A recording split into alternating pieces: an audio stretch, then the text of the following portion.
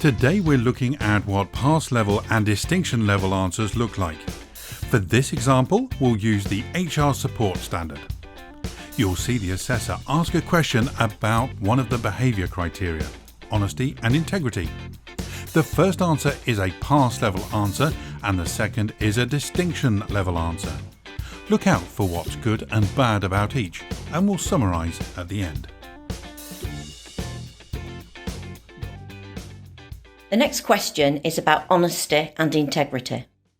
Describe a time where you've had to challenge someone. So I have a manager who wanted to recruit somebody into a role at our company. It was somebody that he knew personally from a previous job role and wanted to avoid going through the whole formal recruitment process.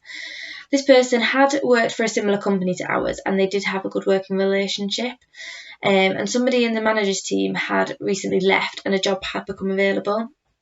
So the manager thought that this person would be suitable and he spoke to him about the job, about the hours, the salary, the working conditions, etc. The person had previously applied for a job role but was unsuccessful. But this manager had recently been promoted into his job role and it was the first role advertised since moving into that team. It was a fairly small team and they do seem to get on pretty well. I first knew about this when he asked me how we could onboard that person and he told me all about the person, what experience they had and how they would fit into the team well. But this isn't how we do things. Our company has a recruitment process with 3 stages. It's a submission of an application form, a call with the recruitment manager, and a formal interview. And our policy states that we have to recruit fairly and we have to try and recruit internally first, and then if it isn't filled internally we can advertise it externally. So if we do advertise externally, we normally use Indeed to recruit people, and we sometimes advertise it on LinkedIn. So I alerted our HR manager about what he'd said and what he told me and suggested that I organise a meeting. We agreed to keep it quite light and informal and to let him put his points across. I sent an email inviting him to attend a meeting and I asked the HR administrator to be the note taker as well as a witness. And we thought it would be a good idea to ask him to bring some questions to the meeting. I wasn't sure if he would and I wasn't sure what he might potentially ask me. So I read the policy in advance and there was one section that states that we can refer people for a job role. However, they do have to go through the correct recruitment process. And in our offices, we have meeting rooms which are in a quiet area and discussions can't be overheard by others. So in the meeting, I asked him why he thought this person would be good for the role. And he wasn't aware that the job had to be advertised internally first, and then if nobody filled it, it would be advertised externally. And he asked me to explain one part of the procedure that he was unsure about. He asked me lots of questions and pushed back, insisting that the person would be good for the role. Again, he suggested that we shortcut the process and suggested ways to do this.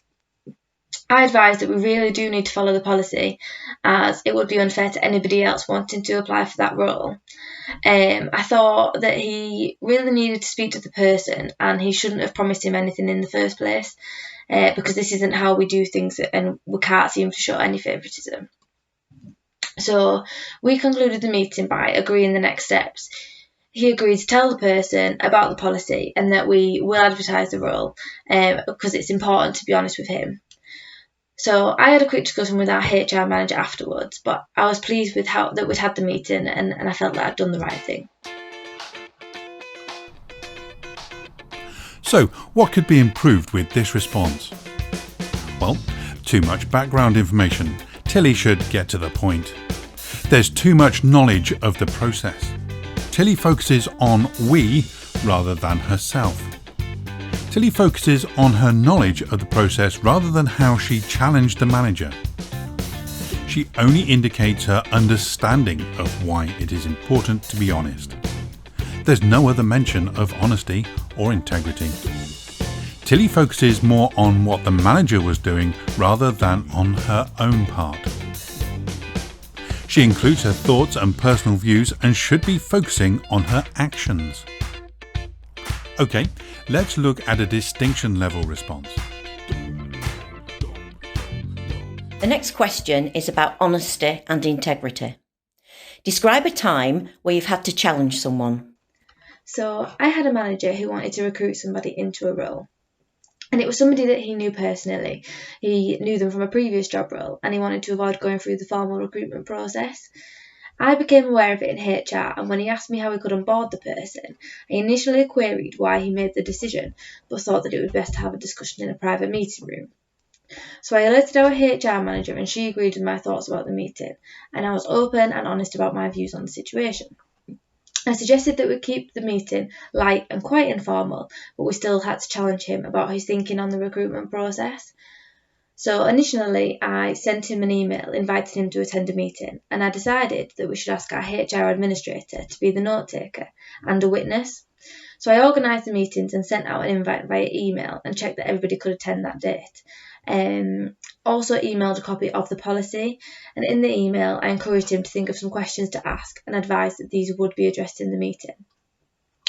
So in the meeting I politely challenged him again and asked why he thought this person would be good for the job role, and I asked if he was aware that the job had to be first advertised internally, and then if it wasn't filled internally it would then be advertised externally. And I explained that we have to follow the correct procedure with recruitment. I asked lots of questions and tried to understand his point of view, but also emphasised what is written in our policy. And he occasionally pushed back, insisting that the person would be good for the job role and suggested that we just shortcut the whole process. I was open and honest with him, and I challenged back, stating that we really do need to follow the policy, as this would be unfair on anybody else wanting to apply for that role. I also reminded him of our values at our company of fairness and transparency, and advertised that we have to show consistency in all of our recruitment activities. I said that we can't show favouritism and that there is a 3-stage process for recruitment. So these are submission of an application form, a call with our recruitment manager, and a formal interview. And I advised that we can't shortcut the process and suggested that he speak to the person and explain our policy to them. I offered my support should he need to explain anything further, and I suggested that the person could contact me directly if he needed any further advice. So in the end, we concluded the meeting by agreeing our next steps. This included how we might advertise the role, and I had a quick discussion with our HR manager afterwards, and I was pleased that we challenged him and felt that I'd done the right thing. Okay, what's outstanding with this response? Well, Tilly focused on her own role. She demonstrates skills in being honest and displaying integrity. In this response, Tilly gave clear, concise information. She showed respect and professionalism and explained good practice and following procedures. This video was produced by First for EPA. You can find us on Twitter, LinkedIn, Facebook and YouTube.